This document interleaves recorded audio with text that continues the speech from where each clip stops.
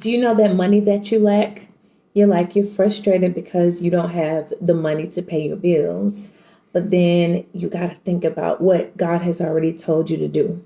If He told you to make sure you switch your job, to go ask for a raise, to go start your business on the side, and you continue to sit back like He ain't said a word, guess what? That money that you would have made already is still sitting there because you're still sitting there. So get up and get started.